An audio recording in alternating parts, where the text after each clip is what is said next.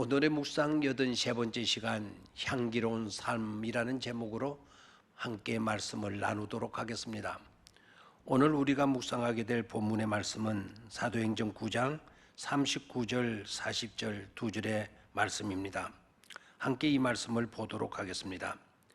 베드로가 일어나 그들과 함께 가서 이르매 그들이 데리고 다락방에 올라가니 모든 가부가 베드로 곁에 서서 울며 도로가가 그들과 함께 있을 때에 지은 소국과 겉옷을 다 내 보이거늘 베드로가 사람을 다 내 보내고 무릎을 꿇고 기도하고 돌이켜 시체를 향하여 이르되 다비다야 일어나라 하니 그가 눈을 떠 베드로를 보고 일어나 앉는지라.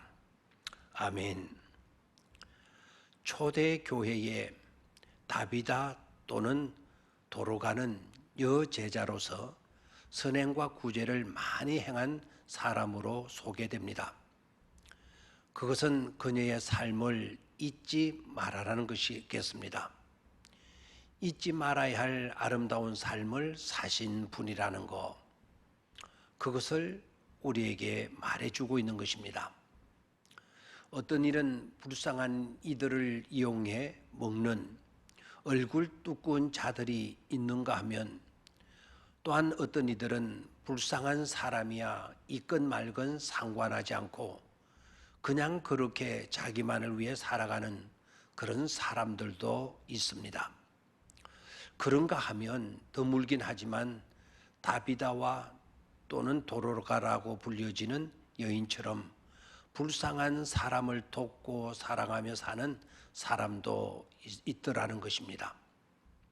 그렇다면 어느 삶이 살아야 할 삶이고 아름답고 향기로운 삶이겠습니까? 3,000여 명이 사는 작은 동네가 있었습니다. 어느 날 이 마을에서 살던 할머니 한 분이 세상을 떠났습니다. 그런데 이 할머니의 장례식에는 무려 1,500명이 넘는 조문객들이 찾아왔습니다.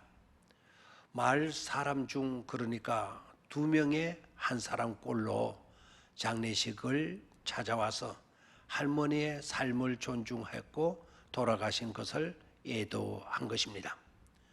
할머니가 생전에 저명한 명사로 사신 것도 아니었고 지역 정치인도 아니었고 그렇다고 유명한 연예인이냐 그것도 아니었습니다. 할머니는 젊은 시절부터 초등학교에 평범한 교사로 사신 분이었습니다. 할머니는 생활은 어떻게 보면 단조로웠습니다. 굉장한 그런 업적을 세우지도 않았습니다. 평범했지만 그러나 좀 특이한 점은 있었습니다. 가령 필요한 물건을 구할 때면 꼭 제자들의 상점에서 필요한 것을 구매하는 버릇입니다. 근처에 크고 편하고 값싼 대형 마트가 있었지만 멀기도 하고 조금은 비싸도 제자들이 운영하는 옷가게, 잡화점, 식료품점을 일부러 들러 물건을 팔아주며 제자들을 칭찬하고 격려하는 것을 마다하지 않은 것입니다. 유명 브랜드의 물건보다는 제자의 손길이 닿은 소박한 물건들을 더 아끼고 이미 졸업한 제자들에게도 끊이지 않는 관심과 사랑을 베푸는 그런 삶을 사신 것입니다.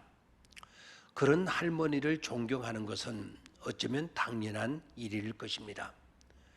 마지막 순간에 무엇이 남을까요? 마지막 순간에 남아있는 것은 과연 무엇일까요? 그 자리에 남아있는 것은 다름이 아니라 우리가 살면서 세상에 남긴 것이 다시 모여 있는 것입니다.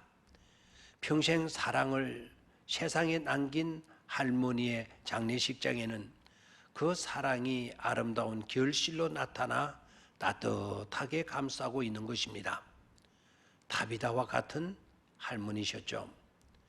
내가 아직 살아있는 동안에는 나로 하여금 헛되이 살지 않게 하라고 렐프 월드 에모슨이라고 하는 분이 그렇게 말씀을 했는데, 다비다, 또는 도로가 그 여인처럼 사랑을 베풀며 실천적 사랑의 삶을 살게 되어질 때 그들의 삶은 향기로운 삶이 되고 고귀한 삶이 되어지는 것입니다. 우리의 삶도 그렇게 가꾸어 갈 수 있어야 되겠습니다. 감사합니다.